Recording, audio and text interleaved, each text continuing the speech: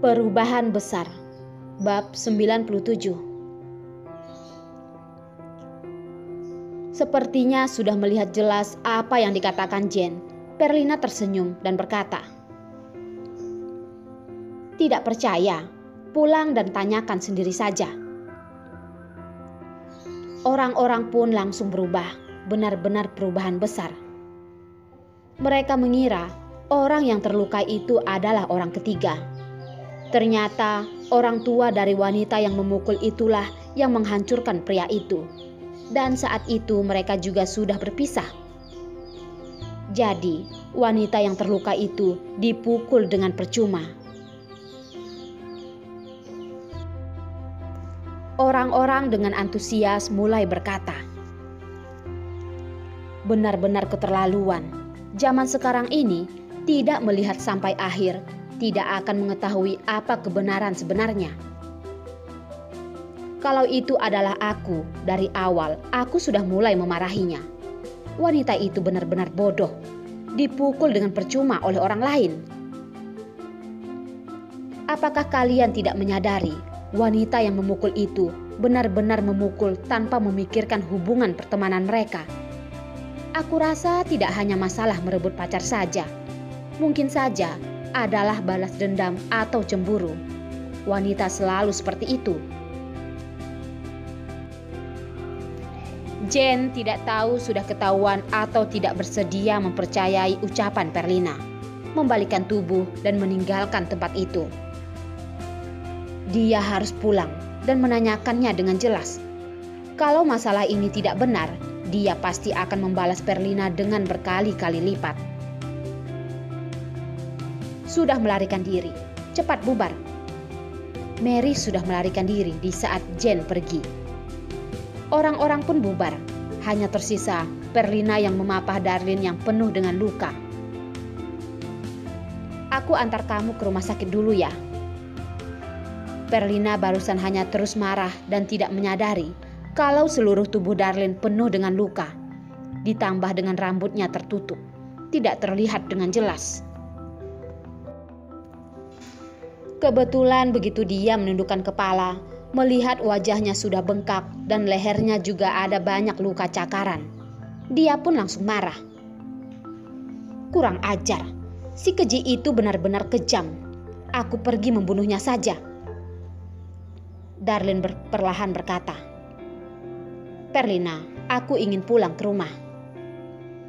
Dia sangat lelah. Tidak peduli badannya ataupun hati, semuanya sudah tidak tertahan lagi.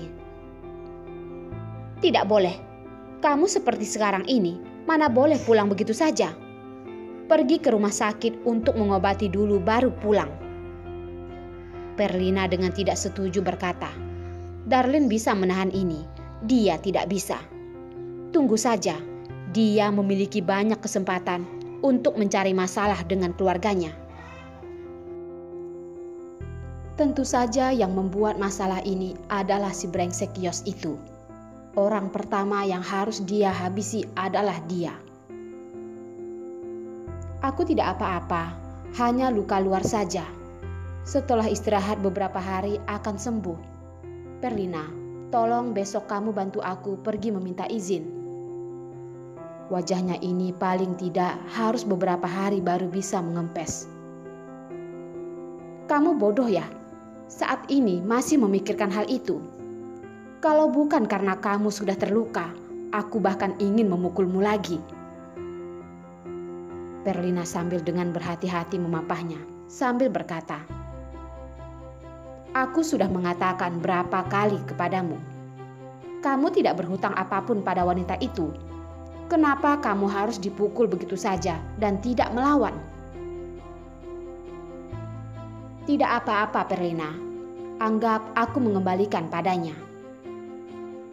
Darlene dengan lapang dada berkata.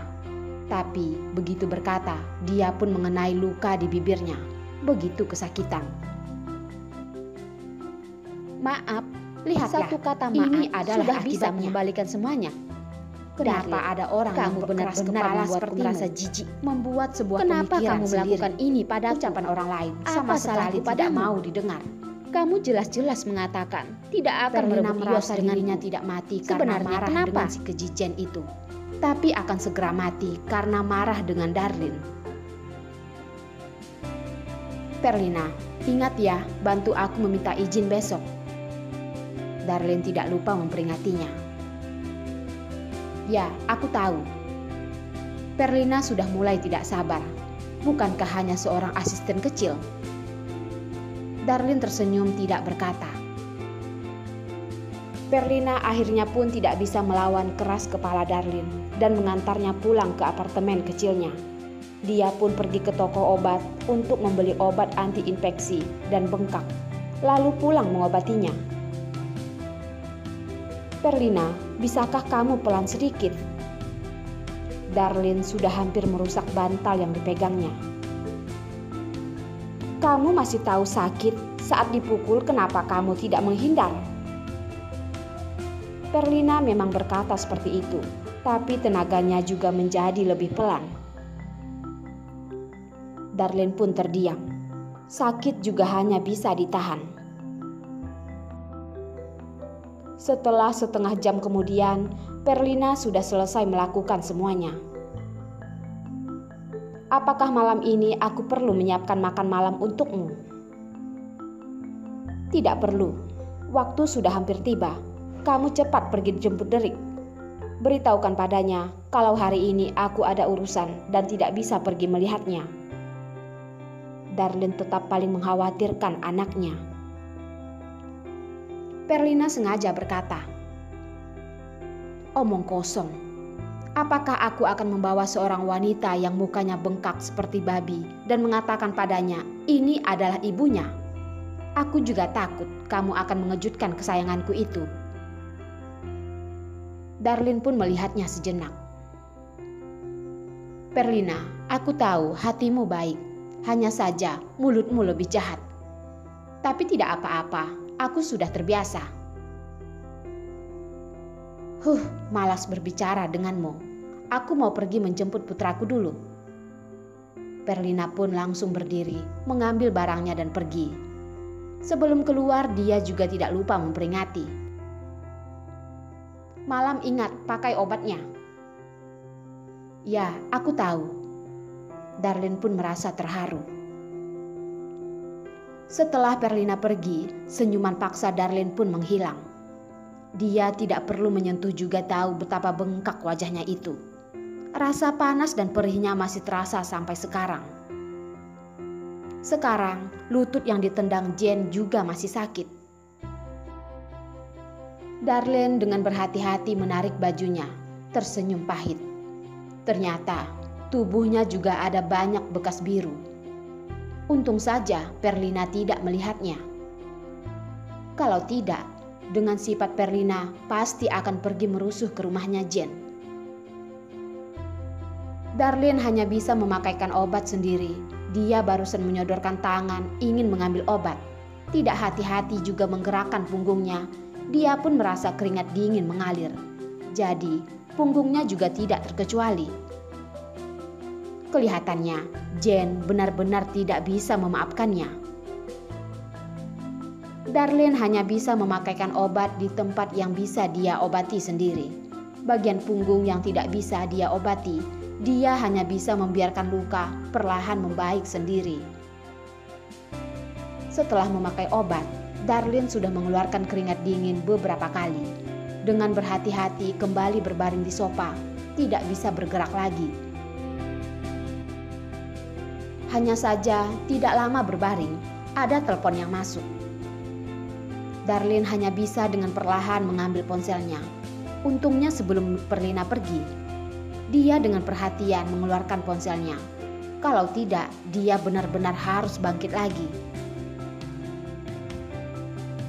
Halo, Hendrik, kamu mencariku ya?